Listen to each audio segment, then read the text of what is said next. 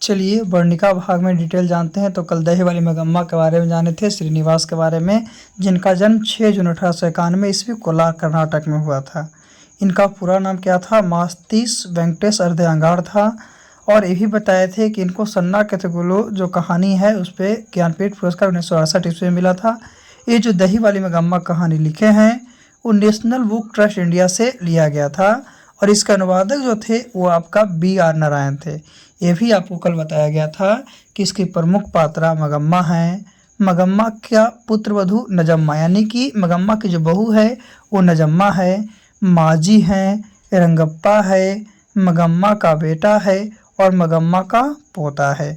और ये जो दही वाली मगम्मा जो कहानी है वो कन्नड़ भाषा से लिया गया है, जिसका अनुवादक B.R. नारायण के द्वारा किया गया था। तो एक कल आपको बताया गया था डिटेल में। तो आज हम लोग इसके कहानी के ऑब्जेक्टिव के बारे में जानते हैं। तो दही वाली मगम्मा जो है वो बेंगलुरु शहर में दही बेचा करती है। दही वाली मगम्मा बेंगलुरु शहर में दही बेचा करती है और वह एक अंधविश्वासी महिला है। उसकी बहू जो है उसका नाम नजम्मा है और मगम्मा के परिवार में कुल 4 सदस्य हैं। मगम्मा और नजम्मा में बहू के द्वारा पीटे गए बेटे के लिए विवाद रहता है। बहू जो है बेटे को पीटती है, इसके लिए विवाद रहता है और यह कहानी बहुओं को संदेश देती है। रंगप्पा जो है मगम्मा के गांव का ही एक जुआरी और शराबी लड़का है जो मगम्मा से कुछ पैसा हटना चाहता है और उसके साथ संबंध बनाना चाहता है। और मगम्मा जो है अपनी सारी बात, जितने भी इसकी बात है, वो अपनी बात कथावाचक माँ जी को बताती है और माँ जी जो है क्या है कि इनकी बातों को सुनते हैं। जो मगम्मा है वो एक ग्रामीण महिला है और इस कहानी में बहू की दशा जो है मगरमच्छ जैसी है। तो मगम्मा अपने पोते के लिए कुछ मिठाई खरीदी थी, जिसे जाते समय कौवा उसे छू दिया था। तो अगर मगम्मा क्या हो गई थी? डर गई थी, है ना। मगम्मा जो है अवलूर के समीप बेकटपुर के रहने वाली एक महिला है जो रोज दही बेचने का काम बेंगलुरु करती है। पानी में खड़े बच्चे का पाँव खींचने वाले मगरमच्छ की दशा कैसी है? किसकी है? बहू की है। मगम्मा जो है आत्मनिर्भर, स्वाभिमानी, मृदुभाषी, स्नेहमयी पर अंधविश्वासी, चरित्रवान भारतीय नारी है। तो इससे क्वेश्चन क्या पूछेगा कि दही वाली मगम्मा क्या बेचती है? तो दही वाली मगम्मा दही बेचती है। कहाँ बेचती है? तो बेंगलुरु शहर में बेचती है। मगम्मा की बहू का नाम क्या है? तो मगम्मा की बहू का नाम नजम्मा है। फिर मगम्मा के परिवार में कुल कितने सदस्य हैं? तो मगम्मा के परिवार में कुल 4 सदस्य हैं। ये दही वाली मगम्मा किनकी संदेश देती है? तो यह कहानी बहुओं को संदेश देती है। फिर पूछा कि मगम्मा और नजम्मा में किस लिए विवाद था? तो पोते की पिटाई के लिए विवाद था। फिर पूछा रंगप्पा कौन था? तो रंगप्पा जो था मगम्मा के गांव का ही एक जुराबी एवं सवारी लड़का था। वह मगम्मा से क्या चाहता था? तो मगम्मा से कुछ पैसा लेना चाहता था और उसके साथ संबंध बनाना चाहता था। फिर पूछ सकता है कि मगम्मा अपनी सारी बातें किससे बताती थी? तो माँ जी को बताती थी। फिर पूछेगा कि बहू सी दशा किसकी है? तो मगरमच्छ की है, यानी कि मगरमच्छ जैसा किसकी है? तो बहू की है। फिर पूछेगा कि मगम्मा का घर कहाँ था? तो अवलूर के पास, शायद उसका नाम क्या था? बेकटपुर था। शायद क्या था? बेकटपुर था। फिर पूछा कि मगम्मा किसके लिए कुछ मिठाई खरीदी थी? तो मगम्मा जो है अपने पोते के लिए कुछ मिठाई खरीदी थी। मगम्मा कैसी महिला है? तो एक अंधविश्वासी, चरित्रवान भारतीय महिला है ना।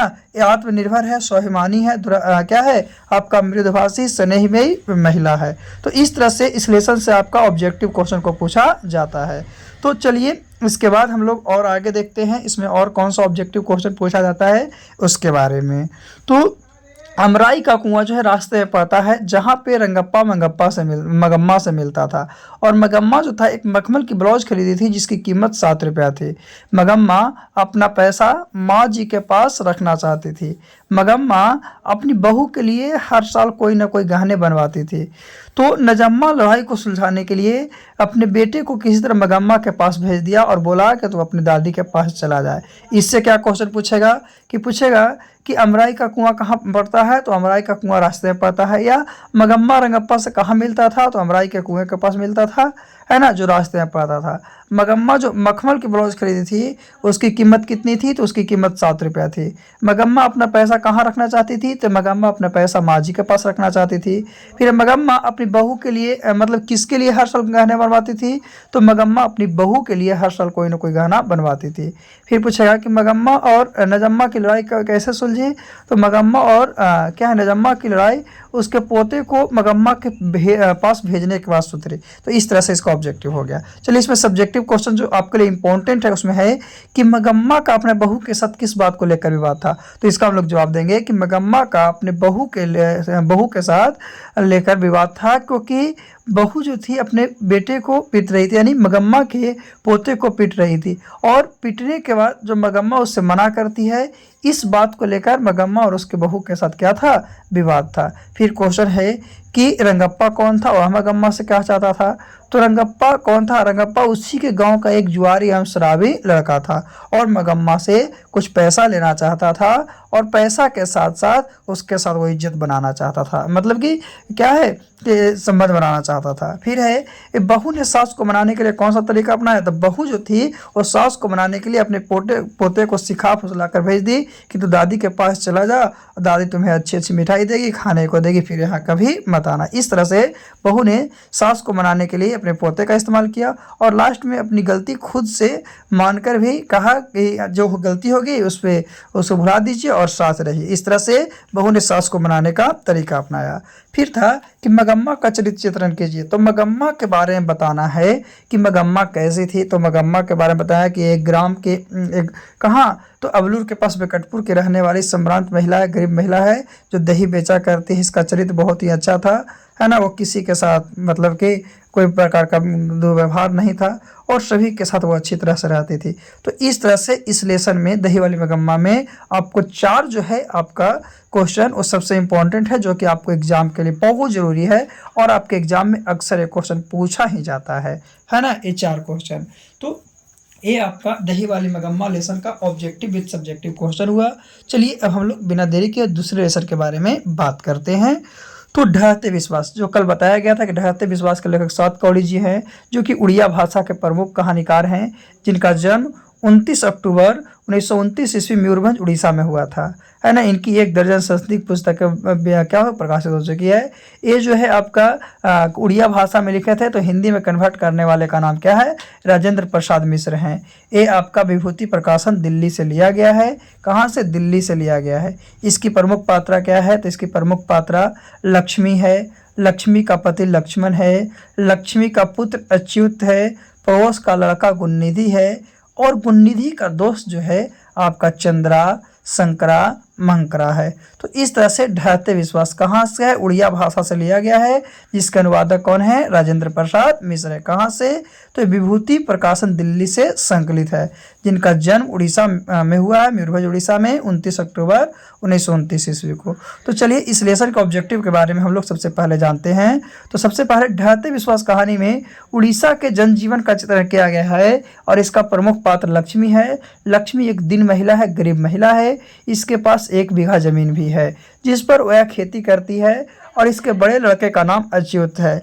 लक्ष्मी के कुल 4 संतान है, जिसमें 2 लड़की एवं 2 लड़कियां हैं। तो कलकत्ता जो है लक्ष्मण जो है कलकत्ता में नौकरी करता है। लक्ष्मी जो है कलकत्ता में नौकरी करता है लक्ष्मण, और उसकी कमाई से परिवार का भरण पोषण नहीं हो पाता है। लक्ष्मी की कमाई से नहीं हो पाता है, तो उसलिए वो क्या है कि एक तहसीलदार के साहब के यहाँ घर में छिटपुट का काम करके अपनी कमी को पूरा करती है। ढहते विश्वास कहानी में महानंदा नदी के दिलई बांध के टूटने का से भयंकर बाढ़ आती है और लोग हाँफते हुए टीले की ओर दौड़ने लगते हैं। कुछ लोग दिलई बांध को मजबूत करने के लिए कुछ लोग जो हैं दिलई बांध को मजबूत करने के लिए प्रयास करते हैं। भयंकर बाढ़ में तूफान आने के बाद यह साबित होती है कि विपत्ति अकेले नहीं आती। क्यों, क्योंकि वहाँ पहले सुखाड़ आया, सुखाड़ के जस्ट बाद तूफान आया और तूफान के जस्ट बाद क्या आ गया, बाढ़ आ गया। तो इस तरह से उनका विश्वास टूट गया। लक्ष्मी जो है उसके पड़ोस का एक शिक्षित लड़का है, नवयुवक है, जिसका नाम गुणनिधि है, जो कटक शहर में रहता है। लक्ष्मी का घर देवी नदी के बांध के नीचे था। लक्ष्मी उसी समय ससुराल आई थी जब दिलई बांध क्या होता निर्माण हुआ था। दिलई बांध टूटा सबसे पहले उसमें। तो इससे पूछेगा कि ढहते विश्वास में किस चीज़ का चित्रण किया गया है, तो उड़िया के जनजीवन का चित्रण किया गया है। इसके प्रमुख पात्रा कौन है? तो लक्ष्मी है। लक्ष्मी कैसी है? एक दिन महिला है। पूछा लक्ष्मी के पास उनके पूर्वजों का कितना खेत था? तो लक्ष्मी के पास उनके पूर्वजों का 1 बीघा खेत था और उस पर वो खेती करती थी। फिर पूछेगा कि लक्ष्मी के बड़े लड़के का नाम क्या था? तो लक्ष्मी के बड़े लड़के का नाम अच्युत था। यानी लक्ष्मी, फिर पूछेगा कि लक्ष्मी की कुल कितने संतानें थी? 4 संतानें थी, जिसमें 2 लड़के एवं 2 लड़कियां थी।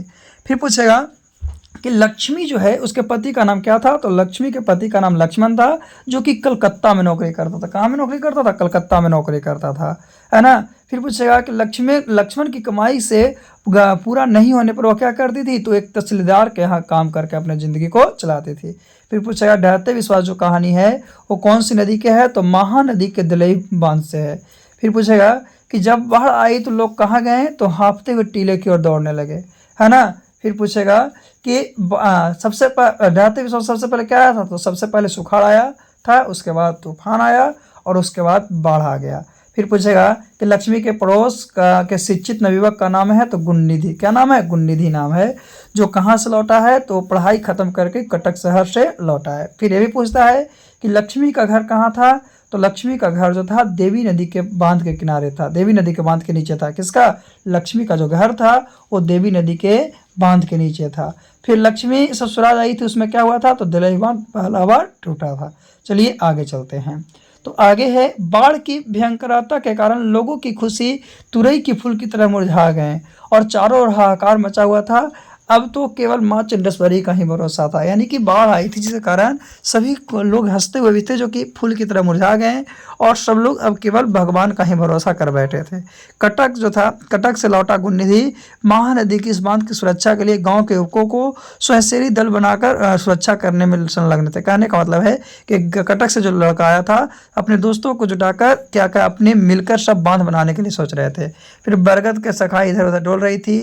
पेड़ के नीचे देवी का थान बारिश से भीग चुका था और हर साल में एक बार चैत्र संक्रांति के समय इस टीले पर मेला लगता था। देवी पर बलि चढ़ाई जाती थी, आसपास के गांव के लोग इकट्ठे होते थे, खरीद बिक्री होती थी, नाच गाना होता था। उस समय लोगों को चेहरे में अलग रौनक रहती थी। तो यहाँ से क्या क्वेश्चन पूछेगा कि बाढ़ आने पर लोग किस तरह से मुरझा गए? तो तुरई की फूल की तरह मुरझा गए। किसकी? तुरई की फूल की तरह मुरझा गए। तो फिर पूछेगा कि बाढ़ आने पर केवल किसका भरोसा था? तो भगवान का, माँ चंडेश्वरी का ही भरोसा था। फिर पूछेगा कि कटक कौन लौटा था? तो गुणनिधि लौटा था। और लौटने के बाद यानी कि स्वयंसेवी दल का गठन किसने किया था? तो एक गुणनिधि ने किया था, जिसमें सभी गांव के लोग थे। फिर पूछेगा पेड़ के नीचे देवी का थान था, यानी कि देवी का थान कहाँ था? पेड़ के नीचे था, है ना। और पूछेगा कि देवी के थान के पास क्या मनाया था? चैत्र की संक्रांति के समय मेला लगता था और उसमें बलि चढ़ाई जाती थी, सभी लोग खुशी से फूल उठते थे। तो इस तरह से आपका कहानी का ऑब्जेक्टिव पूछेगा।